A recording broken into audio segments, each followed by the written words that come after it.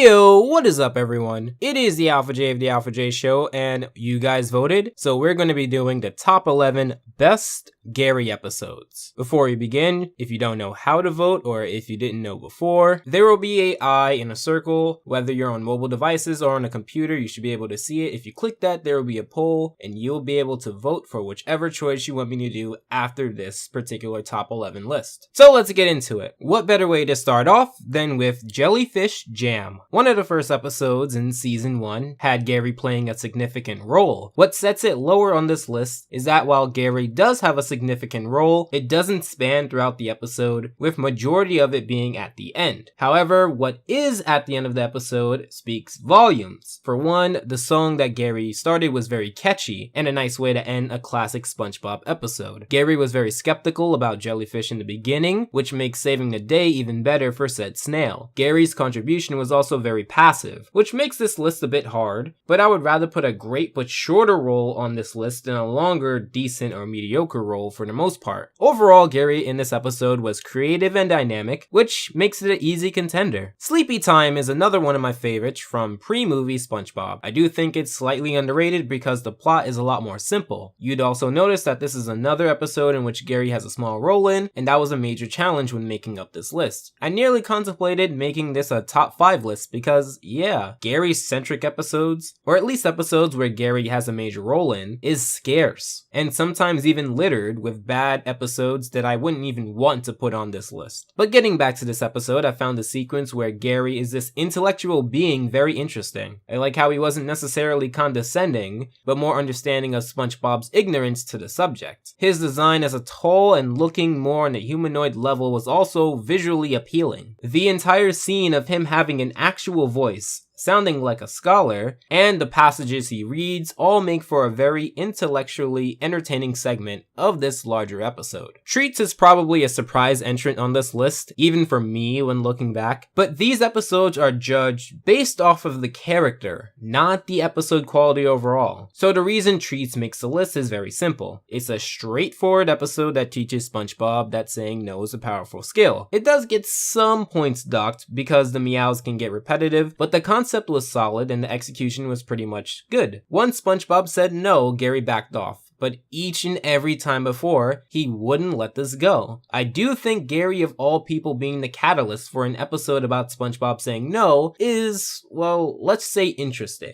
Gary's persistence and small moments of creativity in different gags throughout the episode makes for a good entry for this list. Fungus Among Us makes the list because, like Jellyfish Jam, it is another episode in which SpongeBob doesn't listen to Gary. Unfortunately, this plot concept isn't always filled with golden ideas, but this execution is solid nonetheless. What I really like about this episode is that it is a post-movie episode that actually has some underwater elements to it. I've talked about this slightly in my Can You Spare a Dime versus Squid's Visit versus video. A pre-movie charm was the fact that underwater actually did come into play quite a bit. Why not remember that SpongeBob is a sponge the same way that in this episode Gary is a snail, and not only a snail, a bottom feeder. This entire ecosystem has been acknowledged slightly here. There was some moments I wasn't necessarily liking, but that is more on the other characters than Gary. Gary was amazing from the get-go. I love the ending scene where he saves the day by originally doing what he wanted to do in the first place. Overall, it's another solid episode with a pretty good contribution from Gary. This episode is half decent and half good, and what really seals this being on this list is much more on the latter half of the episode. Grooming Gary's latter half revolves around Gary telling SpongeBob to let him be who he truly is, and that his personality will or will not please everyone. I do think Gary's role here is just above average, with a lot more contribution than Sleepytime. The beginning half was more of Gary being reactionary, although here, it wasn't so much pain, but discomfort, which sets this episode miles ahead of episodes like A Pal for Gary and Pet Sitter Pat. Gary's ending bits are really something to see. His rage and passion for disliking these pet shows is believable and well paced, with his gradual annoyance of SpongeBob's antics, as well as the misery from other pets and his own personal discomfort for being there. This is also the part where it looks like Gary forgives SpongeBob, which I want to also acknowledge even if it is implied. And to be honest, even if he didn't, the next episode would be totally different because little continuity. Gary in this episode was a lot different than the other episodes you have seen on this list so far. In episodes like Treats and Grooming Gary, he was a lot more laid back. And in episodes like Jellyfish Jam, he was pretty much in the background like a pet can be. However, here is another Gary-centric episode where he shows a lot more hostility. However, it isn't for a bad reason. Here, the episode is very over the top. Yes, a bite from a pet is a very serious issue, but it causes mass hysteria because of a made-up disease that spreads quick. This episode, Once Bitten. Like Grooming Gary, SpongeBob can seem very ignorant to the situation, but I chalk that up to SpongeBob just being more ignorant in post-movie episodes. And again, his role doesn't affect where this ranks because, like I said before, it's all about how this particular character, Gary, is shown.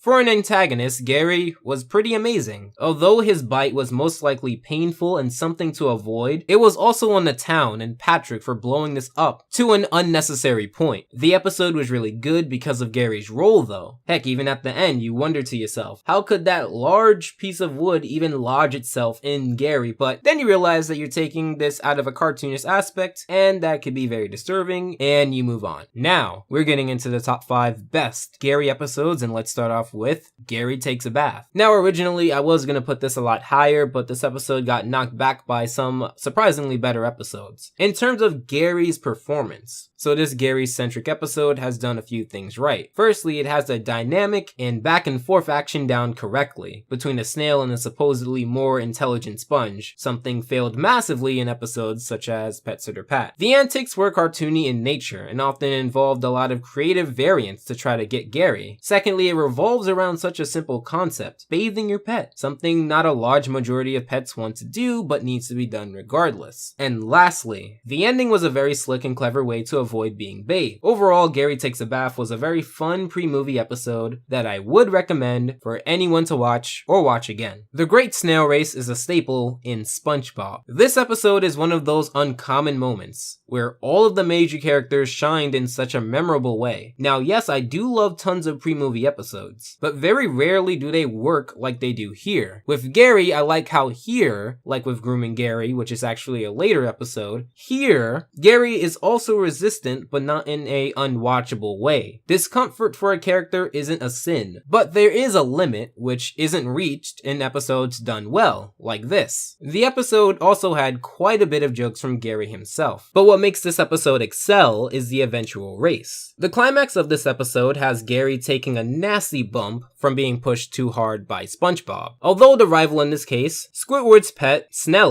attends to Gary and they show affection, as well as appreciation for each other's company. It is a heartwarming ending to an exciting episode. Gary in Love is an episode from post-movie SpongeBob that involves Gary that is also very, very well done. This is also one of the rare occasions where Gary actually takes up majority of the episode. Coming from season 7, a lot of this episode is a love story between Gary and another pet snail. However, not the same snail from the Great Snail Race. He also has to deal with these thug snails, who also have a great design, by the way. But what I really like about this episode is that this is one of the rare times where Gary is actually very full fleshed out and dynamic. You've seen in other entries where I have to say that he does have a small role, but not here. Even though he doesn't necessarily get the girl in the end, the episode was a blast to watch and I would recommend it to anyone I see. Now, like with Best Frenemies, I always like to have a few episodes at the top of the list that are from post-movie SpongeBob to show that they at least still got it. So presenting Pineapple Invasion, an episode from season 9 of SpongeBob. This episode was surprisingly well done, and so much better than the other Gary-centric episode from season 9, Gary's New Toy. What brings this so high and differentiates this from its counterparts is that Gary is acting a lot more like a character that's dynamic and well-rounded than just a pet. Like with episodes like Gary's New Toy, I Was a Teenage Gary, Gary, and a pal for Gary. Episodes that show Gary more in the realm of being a pet, and that's pretty much it. I do love the moments with Plankton and Gary, which does, fortunately, take up the majority of the episode. The whole outsmart and intruder plot isn't new, but the variations here are well done, and something to look out for if you dropped off from SpongeBob and don't have too much interest in season 9. Although it doesn't have that pre-movie charm, it is a very well put together episode, and because of the ingenuity of Gary, that's the best way to describe it. Gary is clever, and the variation on gags of Plankton trying to steal the formula actually work a lot better here than in episodes like Shellback Shenanigans. Another Gary-centric episode that involves Plankton stealing the formula and Married to Money, a season 9 episode that involves Plankton stealing the formula as well. It supersedes both episodes by an underwater mile. So if you followed the trend from my last top 11 video, you would know that my number 1 spot isn't necessarily my favorite performance of Gary, but more of what the episode represents about said character. So Dumped is, from what I can see, the best example of Gary as a character. This episode has the maybe wishy-washy loyalty that Gary tends to show SpongeBob until he really needs to prove himself. The episode also has Gary being clever in a twist that honestly, one most likely couldn't see for the first time. Although this episode does revolve around a twist, it is still rewatchable. The way that SpongeBob bounces off of Gary's actions in such a over-the-top way, and the way that Patrick is just so unaware, but not malicious, makes Gary a very well executed part of this puzzle. It has a very heartwarming but also comedic ending. The only gripe I have with this episode is that Gary is much more of a pet than a full fleshed out character when you compare this to Gary in Love. However, I can overlook that because this episode is quite amazing because of Gary's role. Gary is how a pet would be when presented with a treat. Although yes, Gary wanted a treat, he showed no true signs of preferring Patrick in the long run, and that misunderstanding keeps Gary okay morality wise, and the episode very enjoyable. Agree with the list? Disagree with the list? Let me know in the comments down below. Or maybe you have an episode that I missed out on. You're probably wondering where is the honorable mentions. Well, there isn't a lot of Gary-centric episodes that I wanted to say. Well, there isn't a lot of Gary-centric episodes that I would consider good. Even the ones that are mentioned here range from terribly bad to decent. So unfortunately for this list, there is no honorable mentions. Make sure to follow me at The Alpha J Show on Twitter and join my public Discord. I'm very active on there, and I'm actually trying to have at least a voice chat in my Discord at least once a week. The links for those will be in the description down below, as well as my requested video. If you really like this video, I highly suggest going back to my first top 11 list that involved Plankton, top 11 best Plankton episodes. Or you can check out my top list playlist in general. Make sure to subscribe and feel free to consider my Patreon. As always, I hope your time was well spent, and Alpha out.